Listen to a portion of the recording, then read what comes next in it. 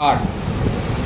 भारतीय राज्यघटना तयार आणि अंगीकृत केली जाऊन 26 जानेवारी 1950 रोजी भारतीय गणराज्य प्रजासत्ताक प्रत्यक्षात आले.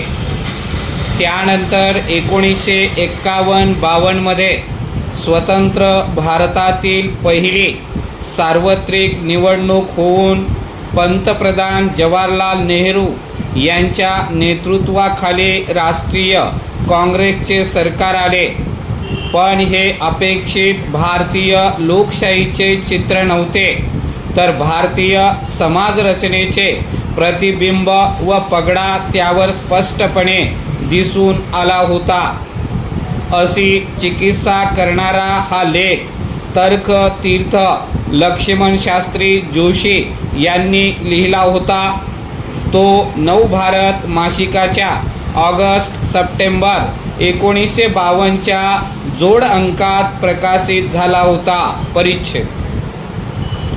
या लेखात तर्क तीर्थांचे असे म्हणणे होते की भारतीय समाज उच्च नीच परंपरेच्या पायावर उभा आहे.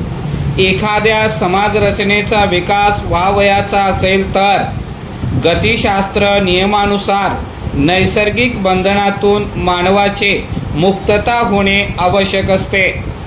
समाजात प्रस्थापित प्रथा या त्या समाजाचे आविष्करण असते.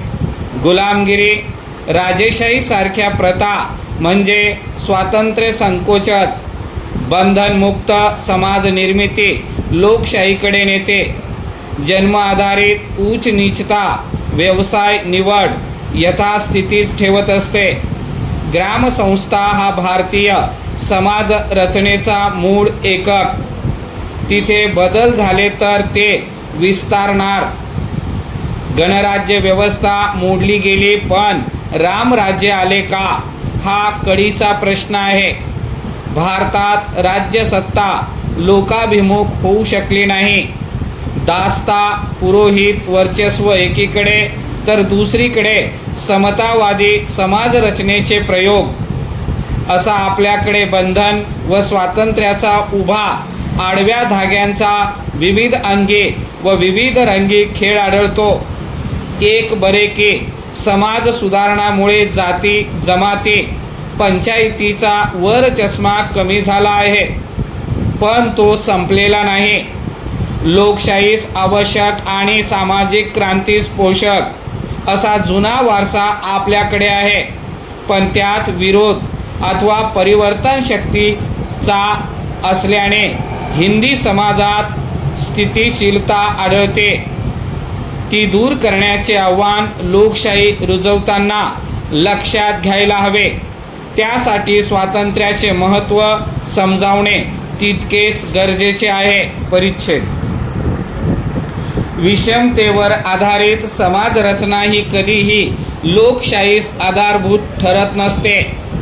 लोकशाहीच्या वाढीस अनुकूल अशा सामाजिक संस्था घडवण्याकरिता स्वातंत्र्य व समता या तत्वांना प्रामुख्य देणारी समाजरचना घडवणे हे लोकशाही समर्थकांचे आद्य कर्तव्य ठरते. अशी लोकशाहीस अनुकूल समाजक्रांती घडवणारी शक्ती भारतात आहे काय? ती शक्ती कोणती? तर लोकच. मानवी इतिहासाचे गतिशास्त्र असे सांगते की नैसर्गिक बंधनातून मुक्त होण्याचा सतत प्रयत्न करणे हे मानवाचे जीवित कार्य आहे.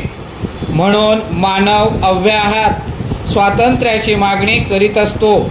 या देशात जातीभेद व जन्मसिद्ध उच्च नीचता ही अत्यंत प्रभावी असून ती व्यक्ती स्वातंत्र्य व समता या लोकशाही तत्वाचा पराभव करणारी प्रभावी शक्ती आहे. भारतीय समाजरचनेत बंधने व स्वातंत्र्य याचे विचित्र रंगी धागे उभे आडवे विणलेले सापडतात.